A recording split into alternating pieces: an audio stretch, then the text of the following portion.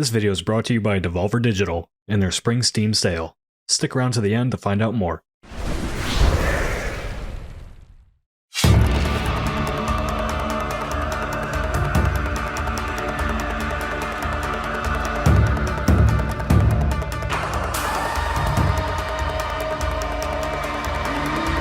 Over the last 2 weeks, I've been putting a lot of time into Assassin's Creed Shadows, a game that I both enjoy and am constantly frustrated by.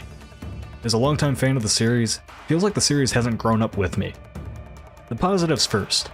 I'm enjoying my time in the game for the most part, just getting to exist in this rendition of Japan. The game's world is genuinely beautiful to navigate, and I've probably spent as much time in the photo mode as I have been playing the game. I think the combat is much improved over any other entry in the series, and the story has done enough to keep me generally engaged with it. If you've liked the most recent Assassin's Creed titles and their general gameplay loops, I think you'll find a lot to enjoy with Assassin's Creed Shadows. For me, though, my gaming taste has definitely changed over the last few years. I used to not mind playing games that were a bit more mindless, just going through the motions of exploring beautifully crafted worlds, getting caught up in the loop of completing objectives to get to the next story beat, finding loot, and moving on when I've had my fill.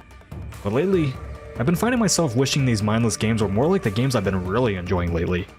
Games that give me a lot of agency as a player, let me figure out things on my own, let me fail, and reward me with memorable moments and not just an XP indicator on screen.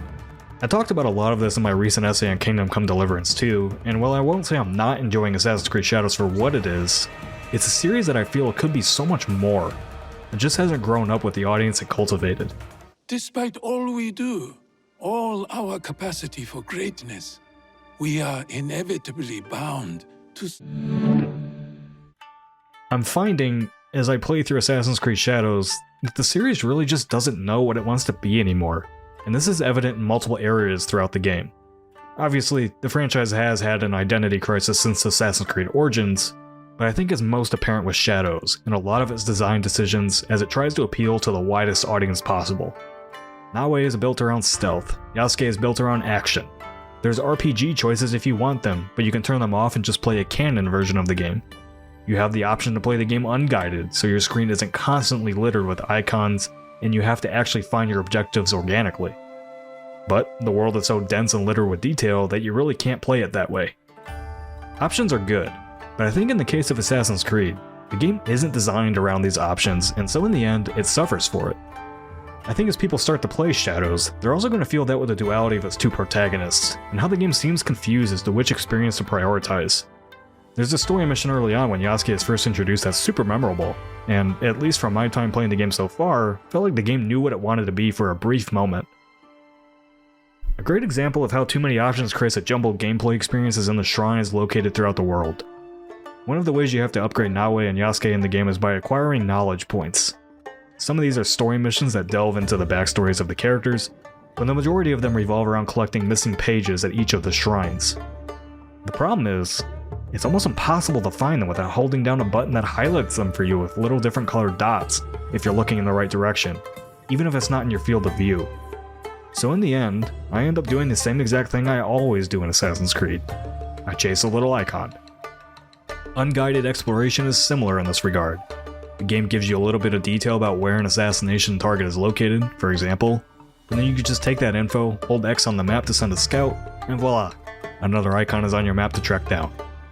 You could just go to that spot on the map and find them organically, but the game isn't designed around this, so aside from spotting them, there's nothing you need to do as the player to actually investigate and make it feel rewarding. Since Assassin's Creed Origins, the series has been designed around leagues of bad, powerful people that you need to hunt down, but the act of hunting them down is all done for you. There's no investigating who these people are, their strengths or weaknesses for when you go in for the kill. It's just complete a few story missions, then gut them, and rinse and repeat. It's not a rewarding experience like you get in Hitman, for example, where you take the time to investigate, learn patterns, discover how to manipulate your target, and pull off a really rewarding gameplay-driven execution. Or the Hermit quest in Kingdom Come Deliverance 2, and the many different ways you can approach it, resulting in a wildly different experience for almost every player. I'm playing the canon version of Shadows without the RPG choices because I've never personally felt the RPG choices amounted to much in the more recent games. Just as the game isn't designed around the options I just shared, it's also not designed around the canon mode either, leading to choppy dialogue situations as the game just auto-selects the right option for you. I understand the type of game Assassin's Creed is, and the cookie-cutter nature of Ubisoft as a publisher. But as I play Shadows, it feels like it wants to be more than what it is, and that's what's frustrating for me as a player.